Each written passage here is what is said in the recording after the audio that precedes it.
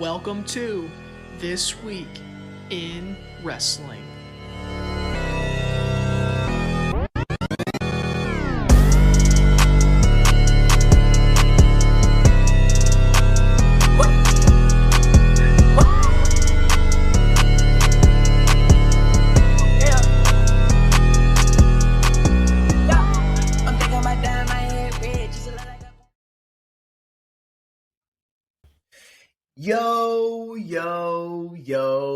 Yo. What's happening, Hard&Soft Pro Wrestling Podcast Nation? Randall over there sporting the new coasters we got, baby. You know who it is. It's Chris, always hard-hearting. And you know who I'm with here. You know the name, Randall, always soft. How you doing tonight, Randall? I'm good, bro. Yeah, like you said, I sport the new coasters. There's no length I won't go to make you laugh. Man, I got my coaster downstairs right now. I'm telling you, if somebody puts a cup on that coaster, I'm gonna tell you to get that damn thing off of there. That is they're taking a bareback chop. Oh, easily. So how are you doing tonight, man? We're here for I'm good, dude. This Week in Wrestling. This Week in Wrestling, Volume 5, the 5th edition, straight. We've been doing good, keeping up with this. This is your baby, man. I appreciate the notes that you put together every week, and like we always say, if we're not watching wrestling, we're recapping wrestling. So here we go, dude. Yeah, all right, man. I guess we'll just get into it. Like I said, we had a pretty good week in wrestling. It led up to a pay-per-view on Saturday night, which I'm sure everybody already knows what happened at the end of that pay-per-view, but we'll go ahead and let you guys know after we get done with the SmackDown. We don't want to ruin anything. Yeah, if you look at our title, we're sure going to get into that big return, so just hang along with us for the ride here. That's for sure. It's going to be a hard ride. Or a soft ride. It's one of the two, or both. Hey, whatever kind of ride you like. And I'm just letting you know, just don't let the breeze blow you away. But, all right, let's start off with Monday Night Raw. We had the Monday Night Raw start off with Judgment Day coming down. They were running down Edge. They were running down Rey Mysterio. They were running down AJ Styles. And this all led to a match that led up to Rey and AJ coming down versus Finn Balor and Damian Priest. Good match.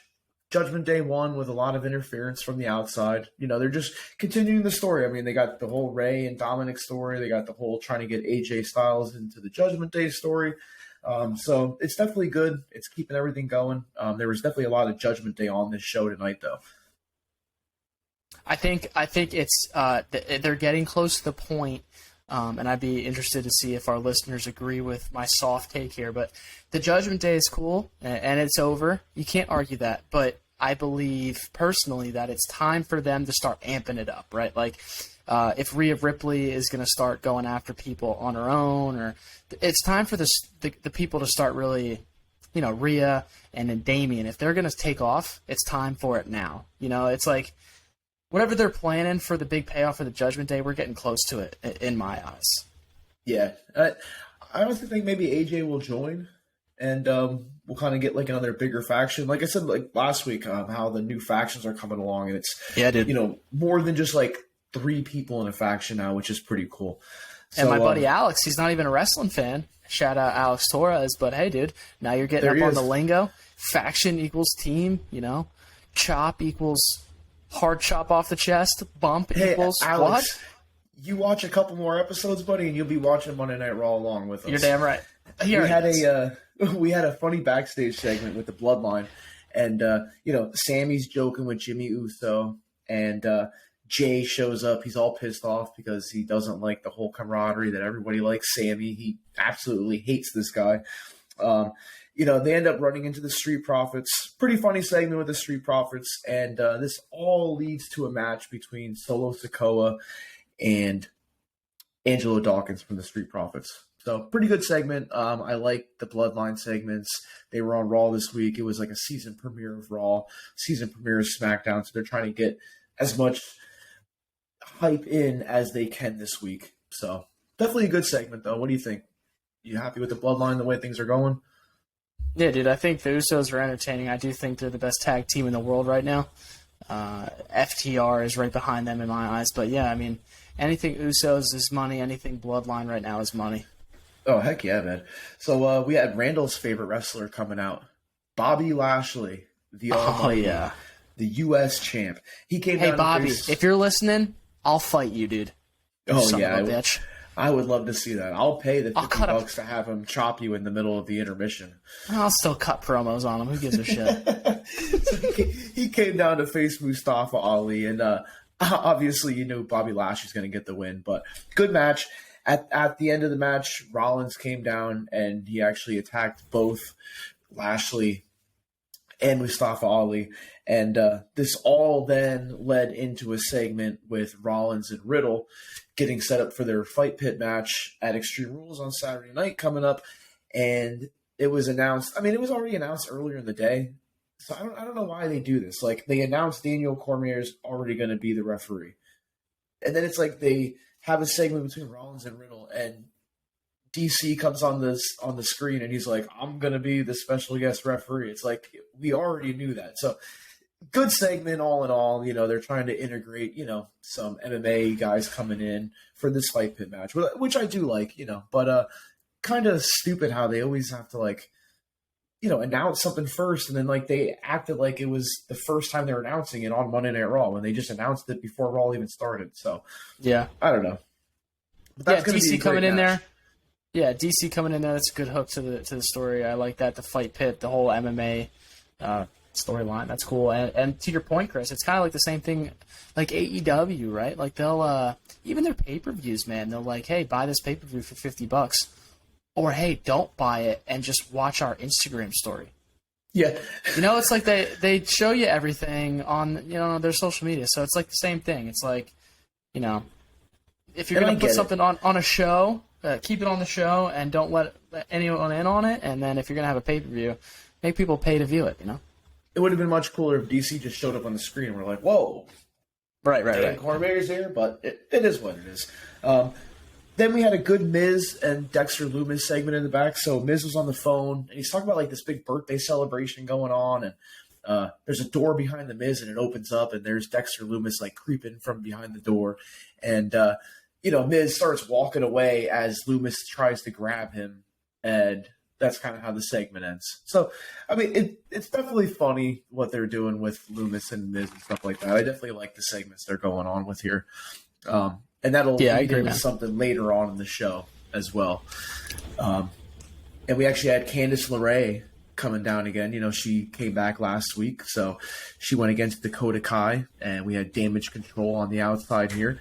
Dakota Kai gets the win with some help from Damage Control. So far, Damage Control is looking pretty big, pretty strong going into Extreme Rules. And later on in the night, we're going to have a match with Io Sky and Alexa Bliss. So did you see any of the Damage Control segment, Randall? What did you think about that?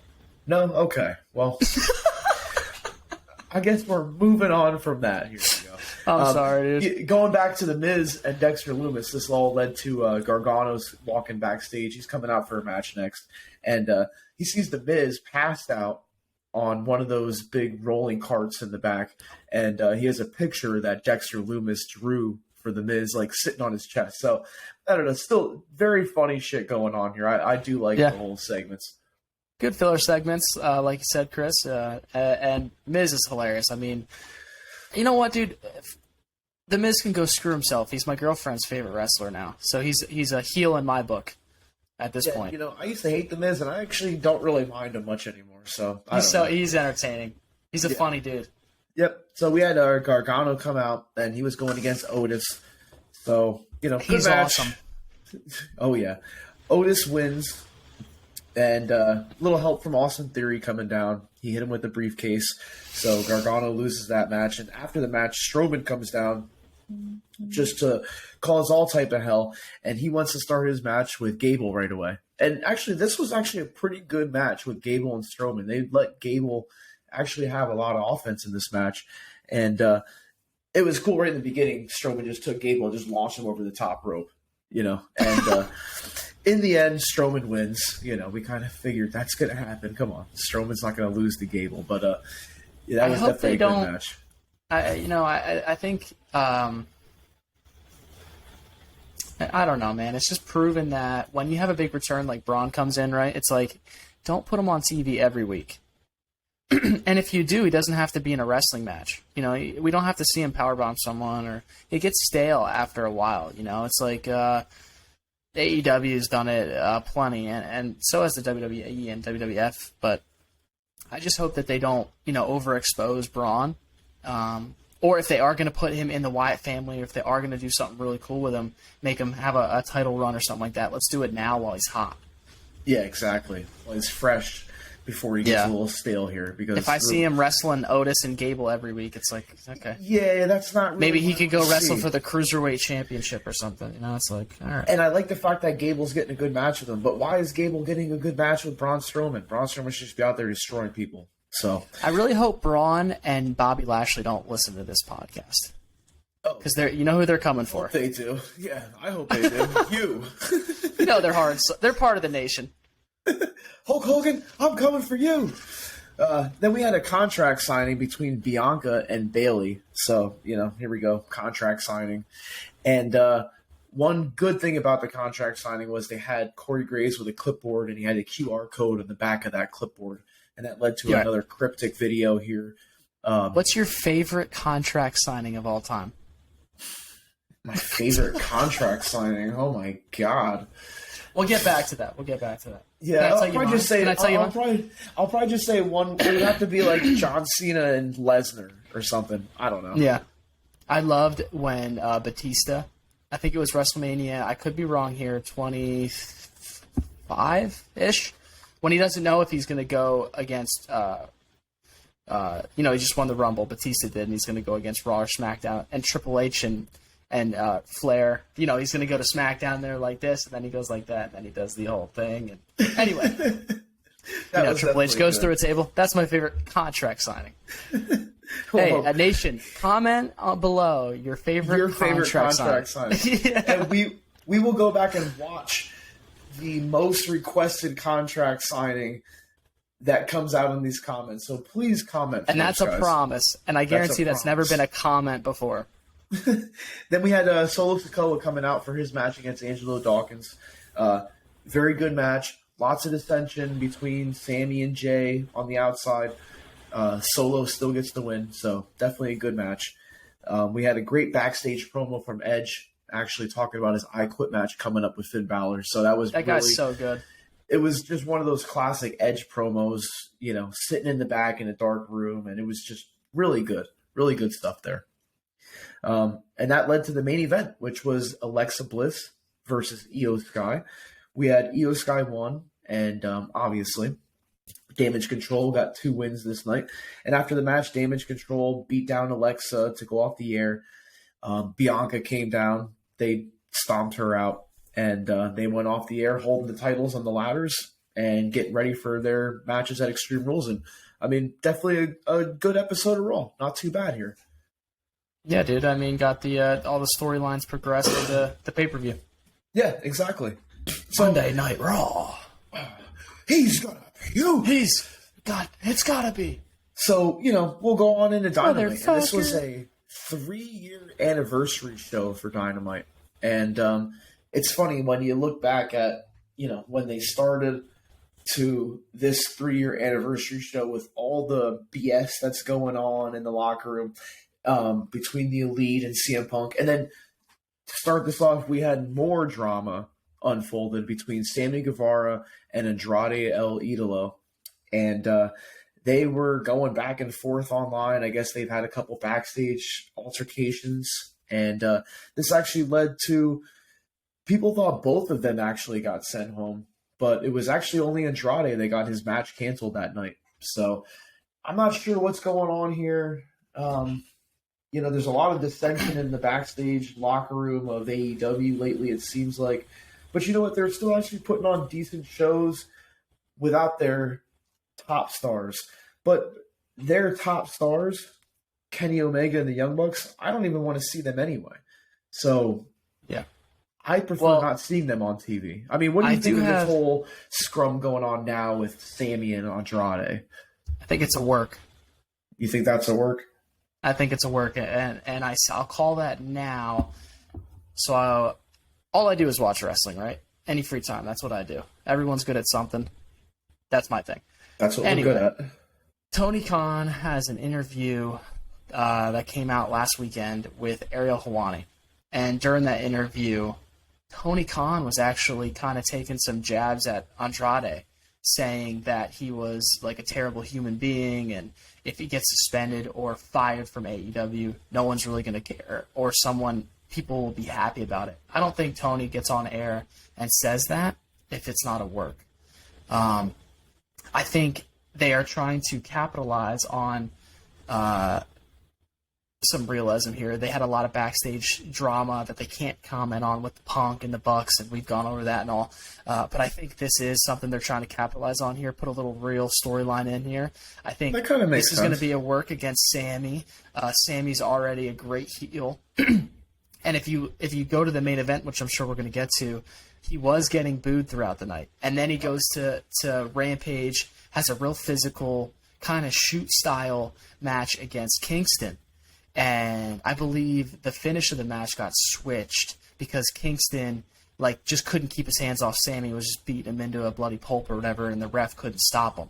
So I think they're starting to show that their wrestlers are really getting on Sammy Guevara. And I think it's a work. Oh, dude, yeah, he was getting heavy boos when he came out for Wednesday night. I mean, it was like they did not like anything he did. And if that's the case, I like that. Find a way to get those guys that are talented TV time.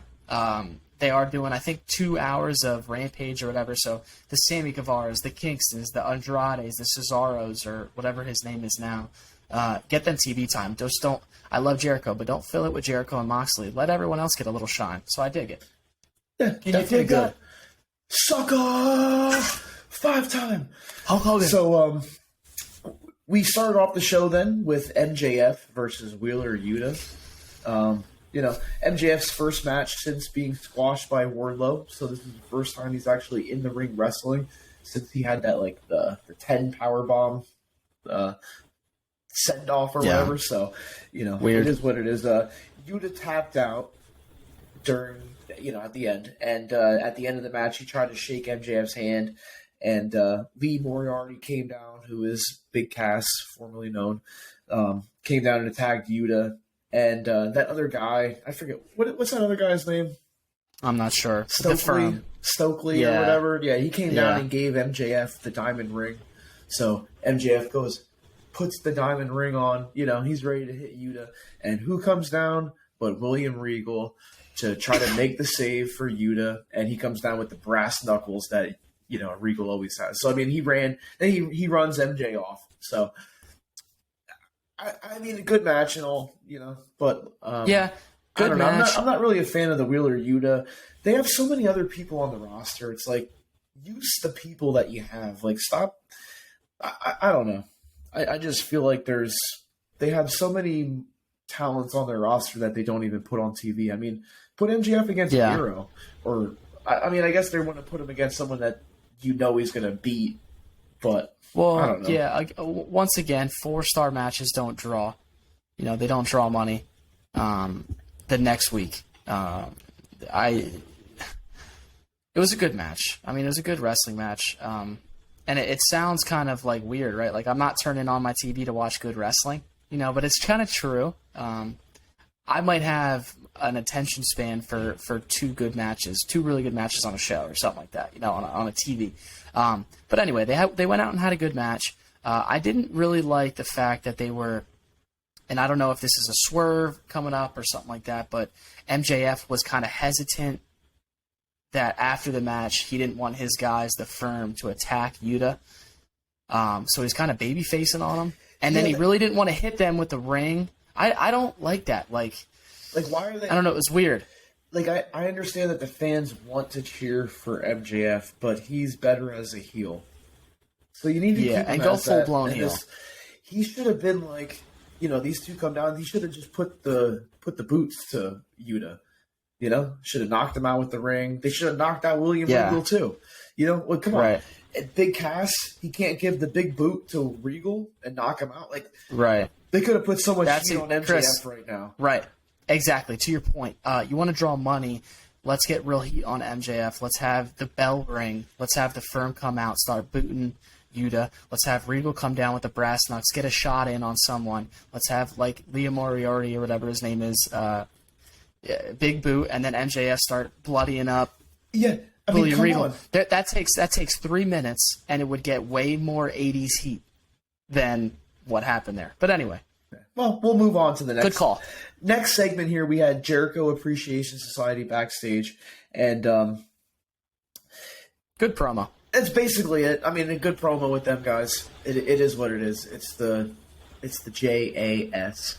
So, you know, I do love the Ocho Jericho. So hell yeah. What are you gonna do? And then we had a good match between Darby Allin and Jay Lethal. I mean, you got Darby Allin and Jay Lethal. You're gonna get a good match. And you know, like you said, the two good matches. This was one of those 2 good matches that you do want to see.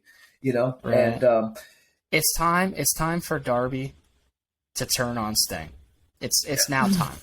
Yeah, maybe, but it's funny that after this match too, you know, Lethal or Darby goes for the handshake with Jay Lethal, even though Darby got the win and everything, and it's almost like the handshake in the first match. You just trying to get the handshake. It's like, you know, you're going back and forth. It's like, are they trying to show that the locker room is like together? You know, because I don't know, maybe all the BS going on in the locker room. It's like let's show that everyone here is together. But you know, very good match between these two. Then the next match, Brian Cage versus Wardlow. So here's my only beef about this match is that they used like so many WWE moves. I mean, they used the F5, the World's Strongest Slam, the 619. I mean, why are they using a 619 in a match with Brian Cage and Wardlow? So Wardlow gets the win with 4 power bombs. And I mean, that's cool and all.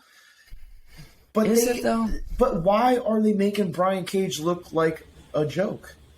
You know? Well, if you want Wardlow to just beat the crap out of somebody, give him somebody.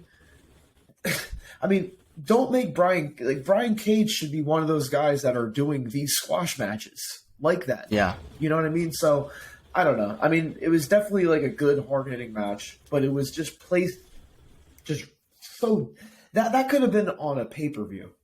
You know what I mean? They could have built that match up, but it's like, okay, now I don't ever want to see that match again. Tony's got to reel it in, and he's got to stop. Don't reinvent the wheel, right?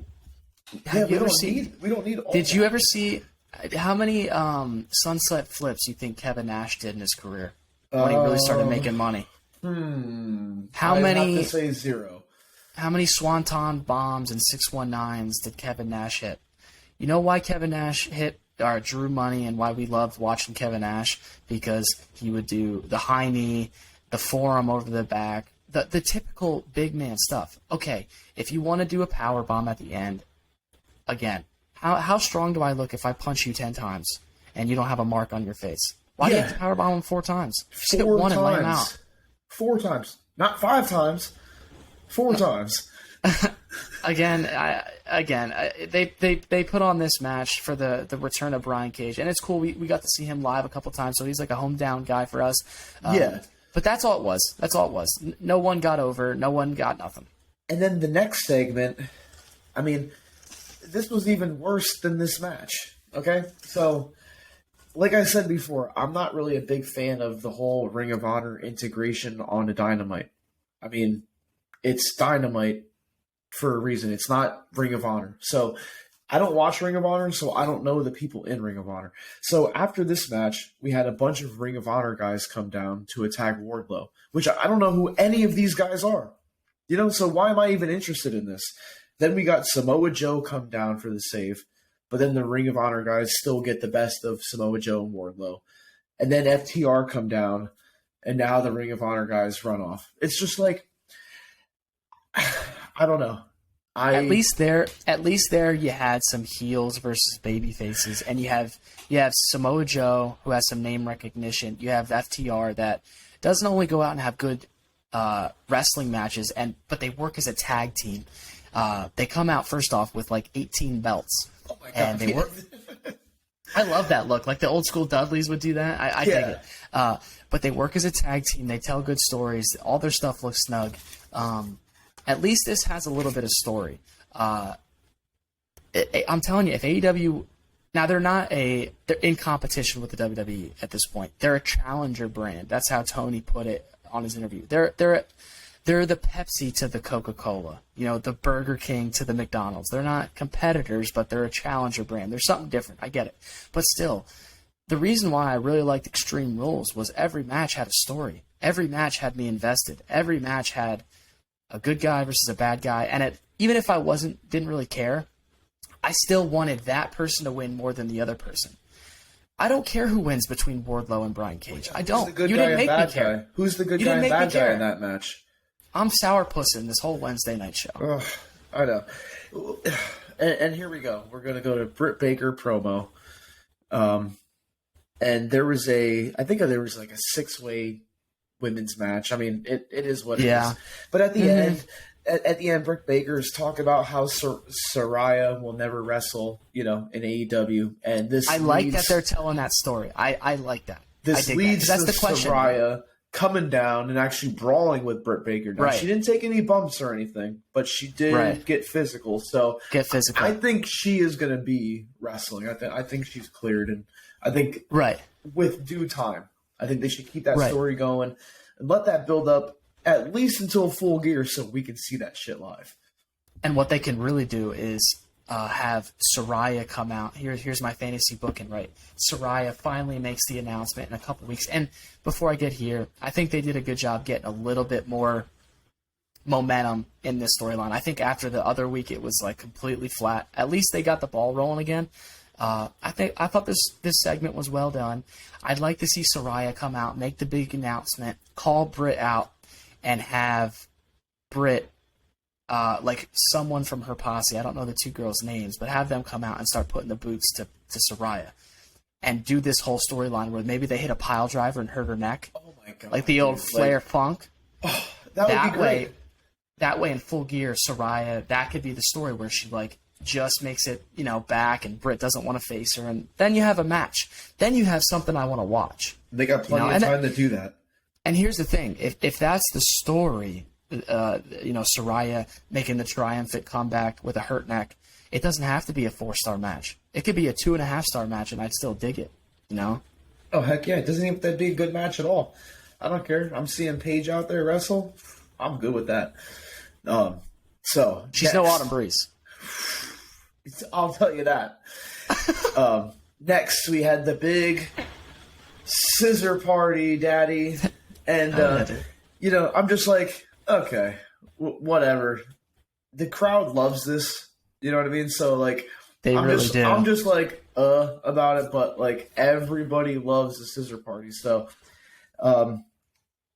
Swerve Strickland comes down during the whole scissor party and he challenges Billy Gunn to a match and he accepts. So I'm not sure when that match is going to happen exactly, but we're going to get Swerve versus Daddy Ass. And but for me, I might not like it, but to be honest, the crowd was going nuts. So they're all, and that's what wrestling's all about, right? It's almost like that's why some of the ECW stuff back in the day, even though it wasn't so good, the crowd was so good, so it really didn't matter. The show was incredible just because of that. This segment, like you said, Chris, the crowd was really into it. I'd like to see Swerve. My worry is that he's so good in the ring and his stuff looks so phenomenal that it's tough for me to believe in you as a heel and then you do something that wows me. Yeah. Because I want to cheer for Swerve, actually. Right. But if he can do some good heel work, I'm in for it. But I'd like to see him go against Daddy Ass and do some classic heel stuff. I don't want to see some big time drop kicks. Let's do some heel stuff. Let's work a little bit and show me something next week. But I'll buy into that. I thought this was well done. Definitely. Next, we had Hangman Page versus Roosh. Which I haven't really seen much of this Roosh guy, but, whatever. Page wins. Yeah. Private Party shows up after the match to attack Hangman Page, but Moxley comes down to fight them off, and, they run off. And Moxley comes down and challenges Hangman Page to a match on October 18th. And I'm just like, Okay. I don't really care about Hangman Adam Page to begin with.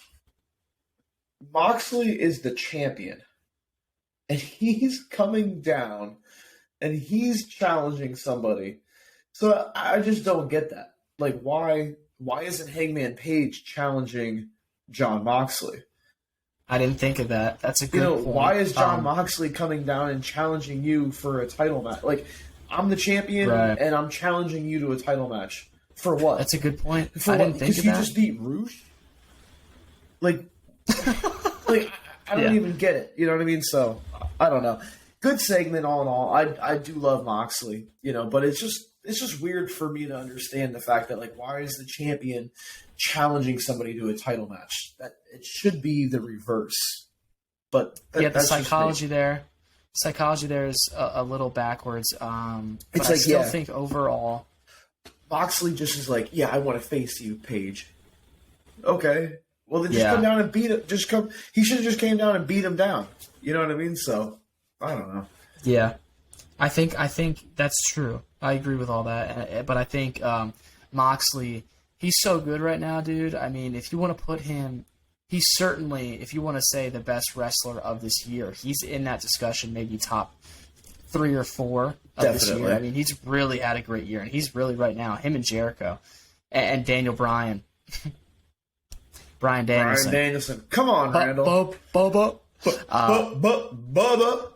Those guys are carrying the load. I think Moxley comes down, cuts a good promo. I agree with you that the psychology is a little backwards. But I think Moxley's so talented right now. He's such on a roll that when he puts that mic in his hand, it's different than his promos before. His promos before were, I'm this insane, crazy guy, and I'm going to kill you with my barbed wire. Now there's psychology, and he even threw a little real shade at Paige saying, watch your mouth, because your mouth gets you in trouble.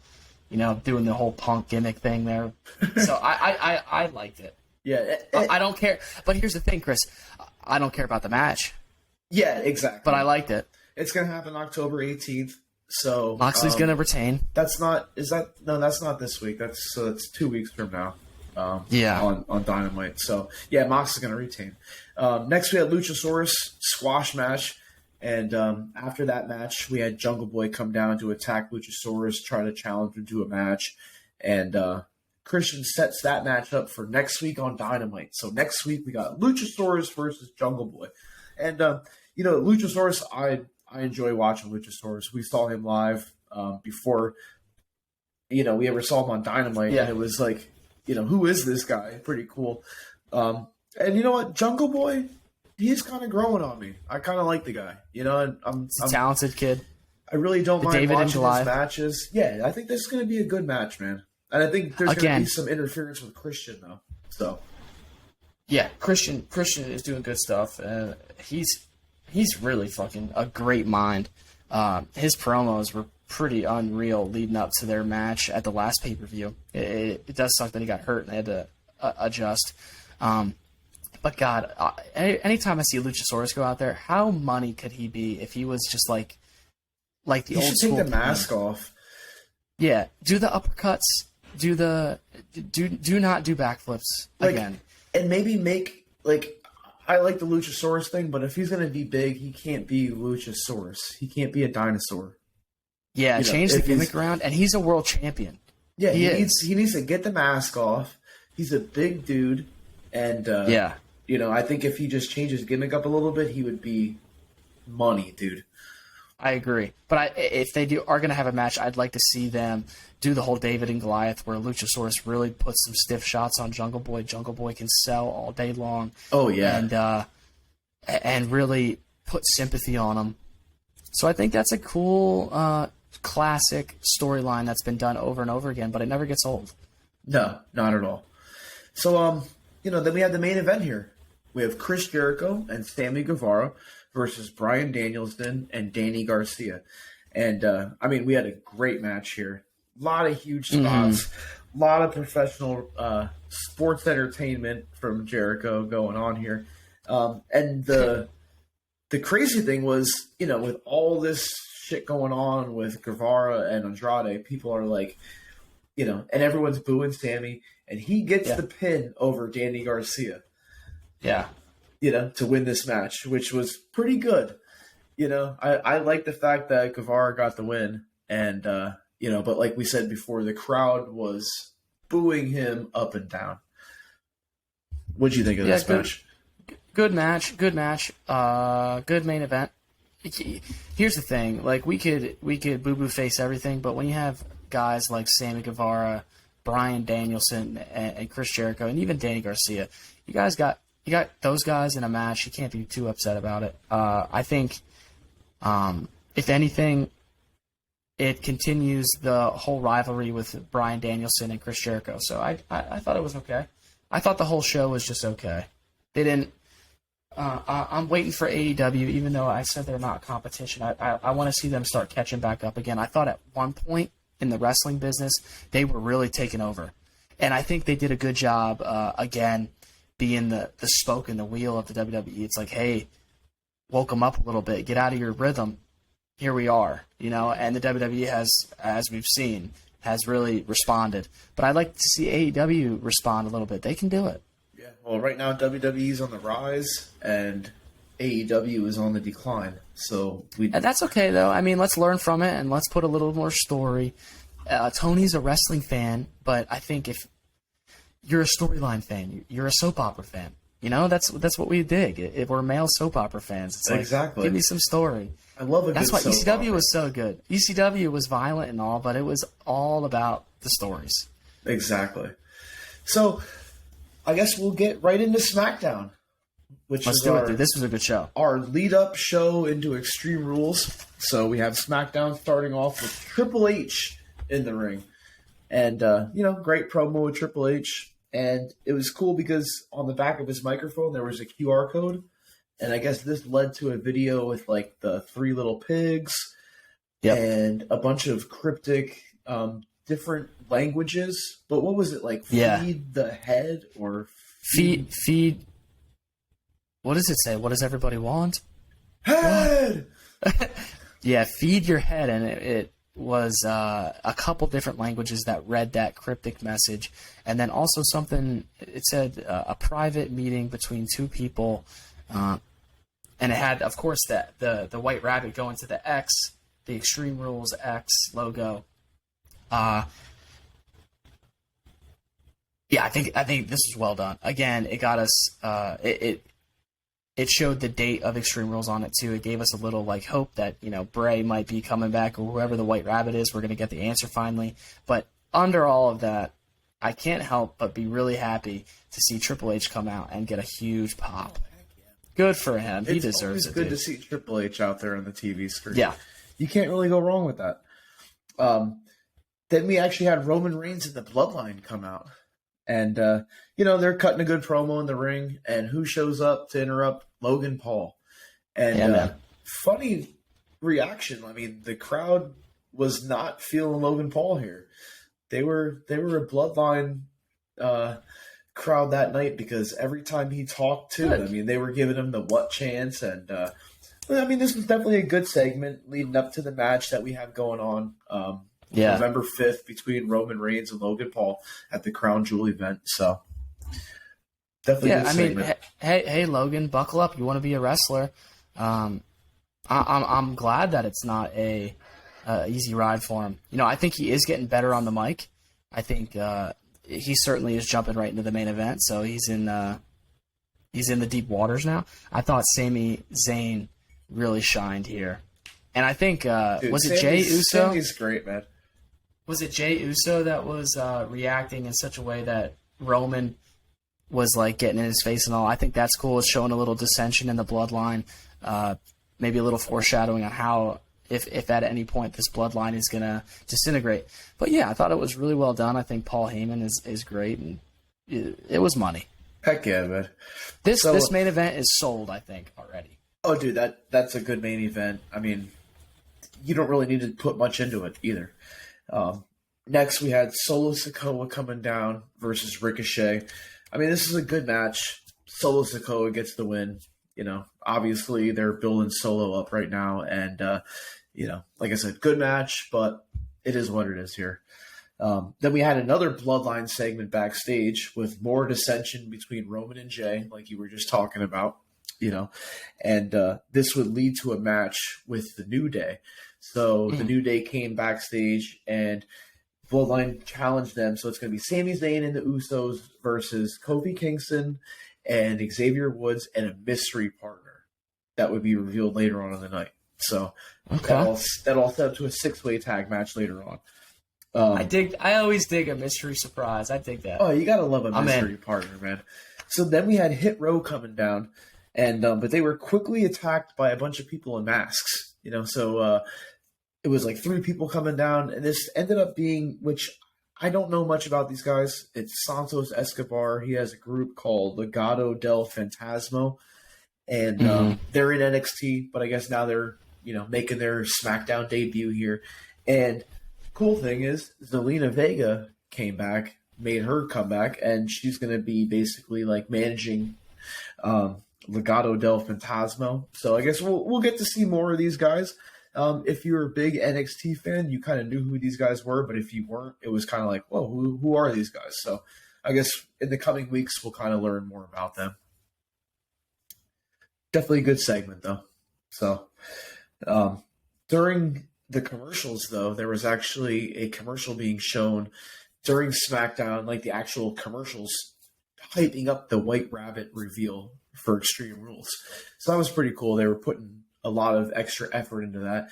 And they also had a guy in the crowd walking around with a bunny suit on.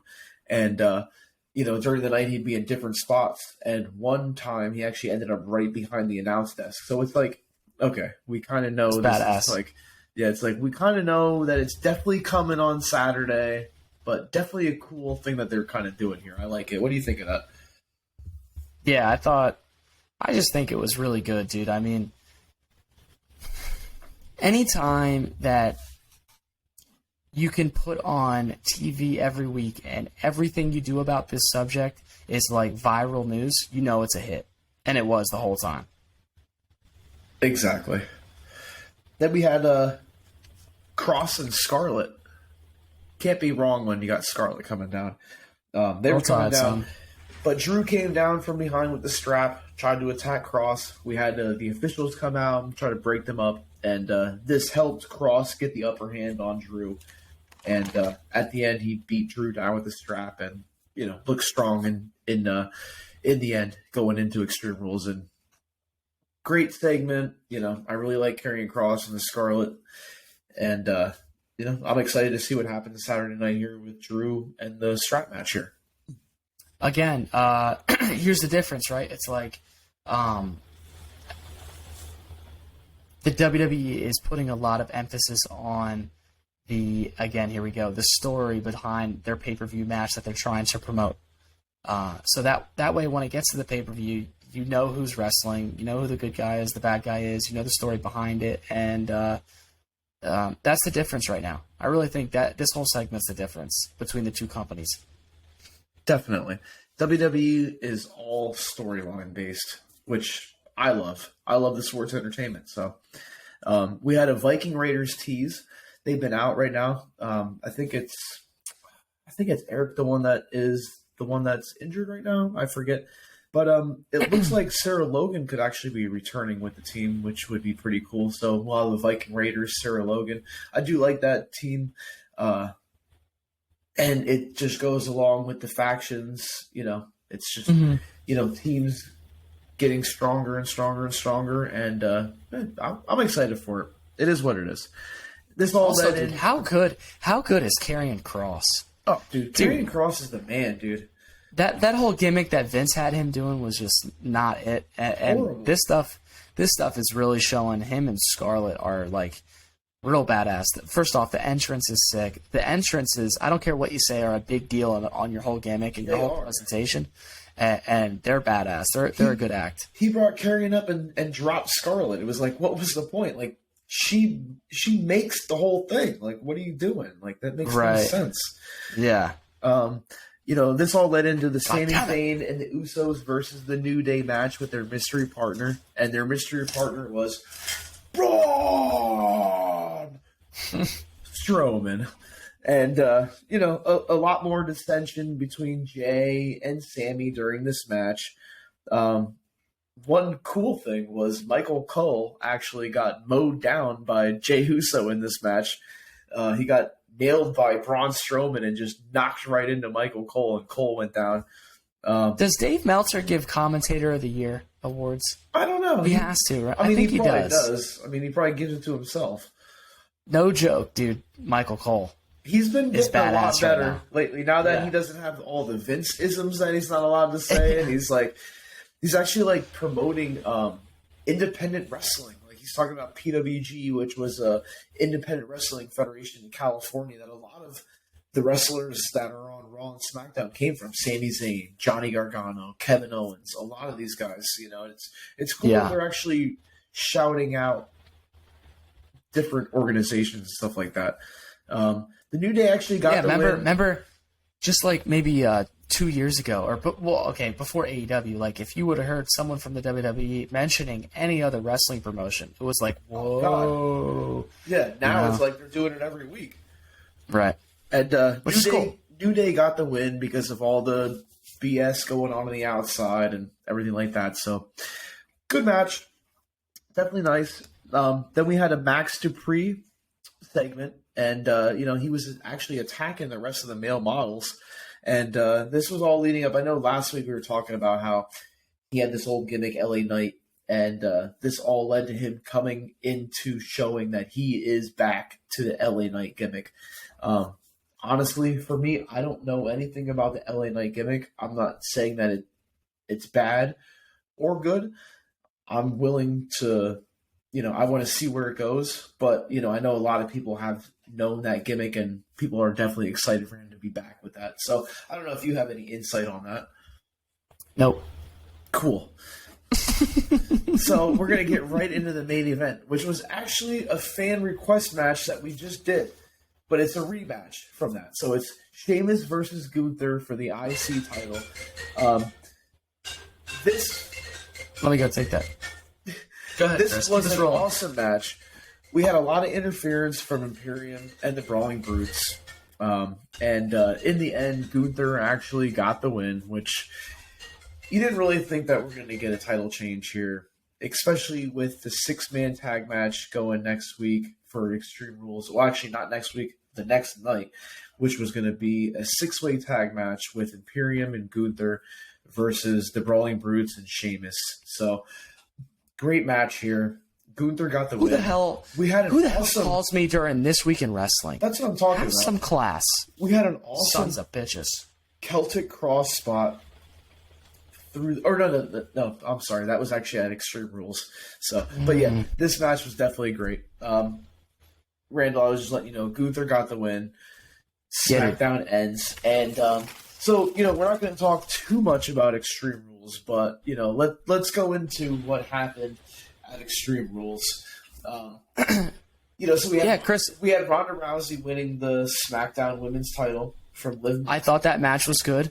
Yeah, definitely good match. We had Bayley lost to Bianca, so Bianca still the Raw Women's Another badass match. Champion. And we had the fight pit match at the end. Pretty good. Riddle got the win there. But you can call him Matt Riddle now. Triple H gave him his first name back. Oh, he got his first name back, so he's Matt. But the thing that the main thing that happened on Extreme Rules, just to note, Seth Rollins comes out, does a little RVD shout out, which was cool. That was cool, and they were calling him the whole freaking show. Seth freaking Rollins. Yeah, Seth freaking Rollins, the whole freaking show. And he was even doing this. It was cool. Yeah, I love it. It'd be cool to ask RVD if he saw that. But we had in December when we see him. The return of Bray Wyatt. The White Rabbit revealed. And I mean, the reveal was freaking cool, dude. It was like, they were showing like different spots of the arena. They had like a guy in a pig costume. And then a guy in like a vulture costume. Let's back it up just a little bit. Back it up. One of the coolest things, and this is pure Triple H. This has Triple H written all over him. One of the coolest things they did, I think, as Matt Riddle and DC are out in the corner, or going backstage or whatever, down the ramp, they put the goodbye logo. So I immediately thought the show's over. They didn't even pay it off. Then they get the blackout. Yeah, because I saw that Fucking too, and I was like, awesome. wait, so what do you mean Bray Wyatt Return? That's a little they thing. put the logo right on the end. Yeah, they did that on purpose. We've been conditioned ever since we were little kids. As soon as you see that little logo, the show's going to go 3, 2, 1 black. Yep. Instead of that black, we got a different black. The lights go out, and Chris take it. And like when it just started going, you got the whole world. It was just like, all right. And at first, the first thing I thought of was, okay, we got the huge crowd reaction. I was thinking, like, I wish they didn't pay it off, because now you know it's Bray, right? Yeah, they didn't Like, even now have to you show know. Bray. But then you listen to the crowd. Oh my god! And how dude. could you disagree with the and then it built and he came back not as the Fiend, but Right. as Bray Wyatt, and like that mask, that freaky mask that he had, like he came, like okay, so after they showed all the people in the crowd, Yep. there was like a door on Right. the entrance, Straight out And of it a was horror like, film. The door opens, and it's just this creepy mask coming through. Well, first you see the like, lantern. the OG. What does Michael Cole say? That's vintage Bray Wyatt. Oh, the vintage. It comes out with the lantern. It was so comes out with the good, lantern. dude. The mask is there, like you said, and the mask was creepy. Maybe in my mind, a little underwhelming with this whole White Rabbit thing. The mask was a little underwhelming. But what wasn't underwhelming, and I would have done it different until you heard the pop. Then that tells you they did it just right. He pulls the mask off, revealing just his face. It's just Bray. And that crowd And just erupts. Yeah, I'm here. And dude, I mean, as soon as it's just him standing there, you got the holy shit chants from the Philly crowd. I mean, could they have done it better? I don't think so, because of the crowd reactions. no, dude, it was honestly amazing. Shout out to The Reese. whole night. Shout out to our Hell yeah. boy Reese because he was there live for that. I asked him about it. He said Yeah. it was bananas. Yeah, he said it was freaking awesome. And dude. my other boy David Rick, he was there too, and he said the whole night they were chanting for "We want Wyatt," and I heard that on the TV. So yeah, obviously the return was so well done. I cannot wait to see what they do with him, and what Bray does now in his next run with the WWE. And again, dude, the one match I really could give a shit about, the Sheamus and the Gunther tag team, stole the show. Sick. Yeah, we had that big stole the show. Celtic cross through the announce table on the outside. Yep. Sheamus to Gunther. They spot fested it up, but it was also good. Dude, it was great, man. It was a great show. I mean, sucks we weren't It there was a great live show. for the Bray Wyatt return, but hey, Yeah, it one was of a these great days show, We'll and see him live. the WWE had a tough task, right? They have we dug the fact that they had so many gimmick matches on the card, and then that's a double-edged sword, right? It's like, that's cool that you have all those gimmicks, but it's also hard to keep the crowd invested. Yeah, and you can't just go out and have 5-star matches. You have to build a good card, and I think they did that. Their matches did just enough to keep the crowd invested. Like the strap match was a hard-hitting. You had the whips of the strap. Scarlett was great. I think that was a good match. They did just what they needed. Like we said, the Sheamus and Gunther show stealer. Ronda did a great job. I like her as a heel. Oh yeah. I like that decision, and it seems like Liv might be going into the whole Wyatt family. We'll see. Okay. The ladder match was great, and the I Quit match. I think the I Quit match. The I Quit match was slow building, and it was a brawl, but I think that has edge written all over it, and that's what it needed to be. And then how, like, at the end when they were going to do the concerto to Beth Phoenix, Fucking great. He quits, and then they I quit, and they still hit it. give her the concerto. I mean, Great shit. Good booking. Yeah, Rhea Ripley she's going places, man. I mean, that was Because guess what good. guess what that did? You know, Brian Cage versus Wardlow. No one got over. Edge, Finn Balor, the Judgment Day. Everyone got over. Everyone got over. The whole thing elevated. So Like there's the difference. seven people got over. But You know guess what I what? mean? I'm still an AEW fan, and we're still going to Full Gear. Oh, hell yeah, we are, Randall. And I just want to thank everybody for watching along with us. And like I said, please make sure to comment and subscribe below. Make sure to like and subscribe. put those alert notifications on so you know when we drop out the next podcast. You want to know when these podcasts are coming out. I mean, this was a pretty good episode of This Week in Wrestling right here. I mean, pretty long episode. Yeah, man. And we had a lot Yeah, we did go going long. on. I love it. We were hitting the go home button, but we went a little long, but it is what it is. And guys, if you were here for 55 minutes listening to the recap, please drop a comment, get your money's worth, and shout us out, man. We'll get something going for you, whatever you want, man. We're here to please our nation. Oh, we're pleasing the nation, Randall. And, I mean, do you have anything else to add to this episode? I don't, man. I'm just excited for our next episode. Hopefully, maybe we can record this tomorrow. The 1992 Royal Rumble, maybe the most Hall of Fame participants in any Rumble period. So that's something kind of up your alley, Chris. You're the old man in the family, so we're going to flash it back to 92. I'm excited for some 92, bro. And so, yeah, be on the lookout. You know my life motto. If you're not hard, you're soft. At one point, I want to cut you off before you say it. If you're not hard, you're... And I'll just stop the recording. But I didn't. You're damn right.